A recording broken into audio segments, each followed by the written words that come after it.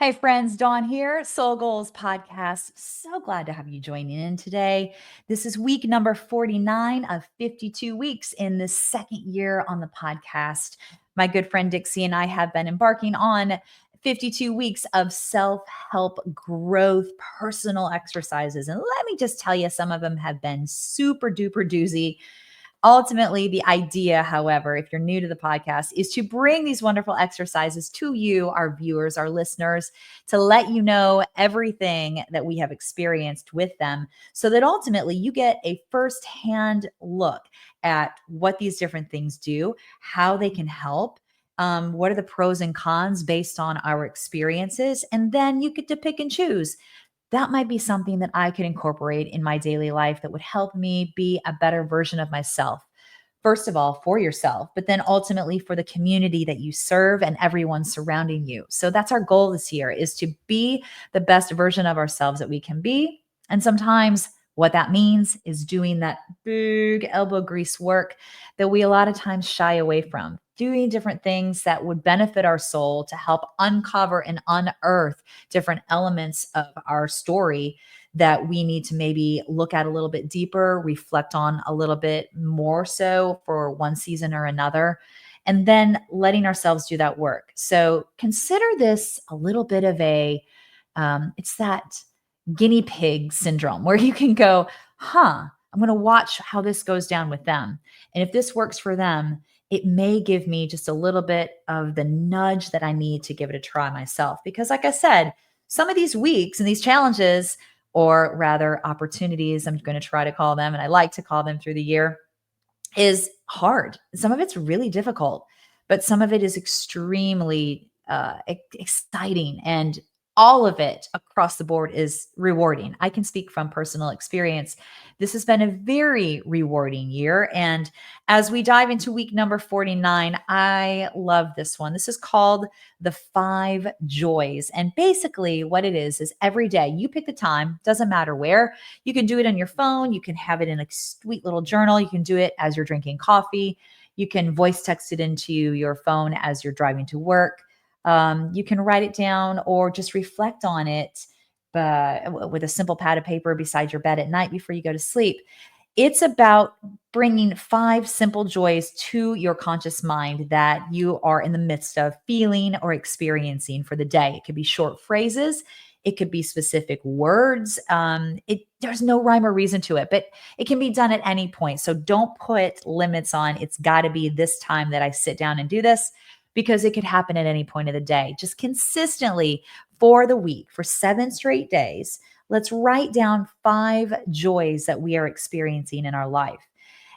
For me, for this past week, it was hard because I felt like I got wrapped up in the busyness of life. And I think that's one of the things of why we tend to avoid different practices that we do along the way, because our lives are so busy. We have so much going on. I just don't have the time to do it. I I tended to fall into that trap a couple different times where it was like, no, put the brakes on. I'm rewiring my brain to have this experience for this week. And that means I have to make a conscious choice to do that. I have to make a conscious choice to get my pen and my journal out. I have to make a conscious choice to sit and reflect on my day. And I have to make a conscious choice to be positive and find gratefulness, even in the midst of a really hard day. So there's a lot of different things we're going to dive into and unpack here in a minute. For me, each day looked just a little bit different. There were a few days where the things were pretty consistent, and actually 2 days where I listed point blank the same joys off, the same specific bullet points, basically, if you will. Some days after that were, not as deep. Some days were a little bit more superficial. Um, I did this while I was prepping to send both of my daughters off to college in their respectful space this fall. And I think it was really meaningful for me to do that because a lot of it centered on the last 22 years of parenting, around my relationship with my kids, around my relationship with my husband as parents to our children. So it was a big reflective time for me, and it was really nice. I enjoyed that piece of it. But also, I will tell you that being busy created a little bit of an obstacle for me to sit down and do it every day. And that conscious choice think we spoke about that last week in the podcast, was about rewiring our brain to make things different, and that it takes consistency, and God definitely takes effort, so much effort to make it happen and to make something different. So let's talk about training the brain and, looking at what's good right now in our present moment instead of letting stress or our routine blur it. Let's talk about the benefits of listing off a list of joys each day. It shifts your brain's focus. First and foremost, we are trying to rewire our brain to follow a different pattern, to see the things that we may not be looking at directly every day, to look just beyond the things that might be challenging us or making us have a difficult day for whatever reason. And I also want to let you know that ultimately, and I know that you know this, even without me going into the reasons why, it's going to boost your mood and your gratitude across the board. Even small joys, like one day I wrote my cup of coffee, my morning cup of coffee. It's one of my favorite things in the morning is being able to have that first sip of that wonderful coffee with my favorite creamer in it and just allowing myself to be present. Sounds pretty simplistic, but it's very easy. It's a very simplistic piece for me. And I think that's the biggest thing that I want to allow you to know is that it's not about making it a big, huge piece. It's about finding the smaller pieces that we're grateful for and knowing that just beyond that cloak of yuck, crud, gunk that we may be in the middle of, there is always a small piece of gratefulness to be had for our day. Also, another thing that this does for us is it anchors us in our present moment. And it really did for me a couple of those days because I hit the ground running. I was like, I got to go. I got up late out of the bed and I had so much to do to be able to get myself ready to leave for my work day outside of my house on that day. And I found myself waiting for someone else in a meeting and I was like, I hurried for this, but I'm getting this gift of space before this meeting takes place now. So I'm going to take a deep breath. I'm going to pull my phone out and I'm going to do my 5 joys. So I was really given this wonderful gift. So I'm going to say one of the things I was grateful for is the gift of time. When I didn't feel like I was going to have time to take a deep breath before this meeting because I had rushed so much, I was given that gift of time. So it anchored me into that present moment of where it was that I was, what I was feeling, and what that wonderful, grateful expression of time meant to me.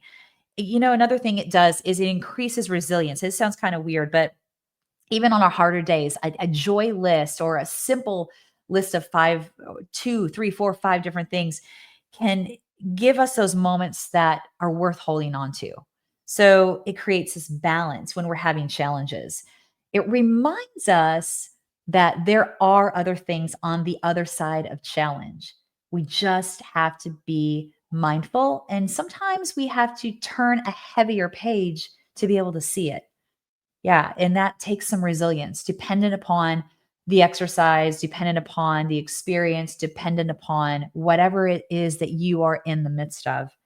Another thing that this writing the 5 joys every day, two, three, four, five, even more joys every day, if you like, strengthens our memory and our meaning. So over the time that we do this, this list becomes memorable and we start to really see those positives outside of the negatives and helps us identify patterns and values that may mean something to us that we have covered up because of our busyness, because of our trauma, or because of the challenge that we may be in the middle of existing in. It also, here's a big one for you, sleep boosts that sleep. It supports the sleep. I know that sounds crazy, but I think we talked about goalposts last week. And the thing that I was speaking about was trying to create a sleep routine for me and the challenges of what that did. But being able to write down things that are on our mind and find those gratitude pieces. Like for me, there was a couple of nights I did it before I went to sleep because I ultimately was so busy in my day, I forgot completely about it. And I got way away from my center point because that's what we do, right? We're humans. So I'm allowing myself that grace. But I realized at the end of the day that this is where I was and I hadn't done it yet. And it's going to help me to just pull that pad of paper out from beside my bed, write down 5 really quick little joys, and give me a focus going into my night's sleep that I can wake up to that says, today is going to be a better day. Today, I'm going to have 1% more ability to look for the positives. Today, I'm going to take that heavy resilience page and I'm going to turn it and I'm going to allow the good to find me. I'm going to allow my eyes to see what it is that I'm grateful for and I'm going to acknowledge it because I deserve that. So, why is it that we avoid doing so? Well, I've already talked about it a lot. That busyness of life is something that we all get wrapped up in from time to time. I know my youngest daughter is at college as a freshman, playing her sport as well. So, a student athlete. She has been nothing but nonstop busy every day for this first 2 weeks. And I will tell you that our conversations and our phone calls, her phone calls home, have been filled with all this wonderful information and all these great experiences that she's having, but she's also super busy and she's getting away from some of the things that were super valuable to her to keep her grounded and to keep her in her present moment. So, it's just a reminder that we can always go back to those tiny, simplistic pieces of gratitude for her. It was just making sure that she's taking a moment to breathe, to be present in her body, to find time to maybe read maybe a couple paragraphs or a couple verses out of her and her nightly journal or out of the Bible in a Bible study. So that busyness becomes overarching for us a lot of times, but we have to pull ourselves back and say, okay, I'm busy, but I have enough time to carve out 60 seconds to find the good, to find that gratefulness. Also, I'm going to tell you, our brains discount that small piece. Our brains discount the fact that we could do this in a minute. You can. I'm here to tell you that night that I was like, I forgot to do everything because I was so busy. I was like, oh my God, I just want to go to sleep. I'm so tired. And I pulled out that pad of paper and it literally took me 60 seconds to write down 5 things. And it was very simple. It was 5 words, it wasn't huge phrases. And it made me go, all right, I feel a little bit better. It brought me into that present moment so much more than I had been all day. I think we also undervalue our own well being. I think we step away from self care more than we step into self care. That's the idea for this whole entire year is to understand the value of stepping in to self care. And by doing this, right, we are existing in a place of self care. We're rewiring our brain to appreciate, acknowledge, and know that we are valuable enough to have these exercises serving us in a way to better ourselves. We can be better versions. We can dive deeper. We can do the hard things. We can make it work. We can turn that heavy resilience page and experience the gratefulness of our day. We can find that little piece because it's always there. I think, too, another thing is we forget. Like I got to the end of that day and I simply had forgotten. I was busy, yes, but I also had simply forgotten that, oh my gosh, it's as a habit I'm trying to create for this week. And without having a reminder of it, but if I hadn't had that notepad and that pen sitting on my nightstand, which I hadn't used all week because I had done it in different capacities, if I hadn't seen that, I would have totally checked out, went to bed, and been up the next morning going, oh my gosh, I meant to do that. And then that would have set up a whole other set of series of, conflict in my brain that I would have had to process through. Why not? Just set up a reminder and go, I see it sitting there. It's reminding me this is important. It's going to take me 60 seconds and I promise it will have value. Great. Emotional resistance is another one I want to go into a little bit. It's writing down things that we're grateful for means to slow down and it means to tune in. It means to fine tune where we are. On heavier or more burdensome days for us, it's not going to be the path that we go down. It's going to be the one that we avoid because it's easy to sit in our garbage. It's really easy to sit in our yuck. It's easy to get in that funk mode. I'm going to tell you that because specifically, that was me a couple weeks ago. I remember having a back and forth conversation with a really good girlfriend about this is what I wanted. Why isn't this happening? And she kept giving me great feedback, but I kept going, yes, but, yes, but, yes, but. And I kept questioning and getting that emotional resistance, tripping myself up from just making the choice and going, okay, I'm going to slow down. I'm going to take a deep breath and I'm just going to exist. Because ultimately, throughout every exercise that we have done this year, it's called us to take a moment and slow down and make a conscious choice to do an action, to do an exercise that may be outside of ourselves, maybe something different.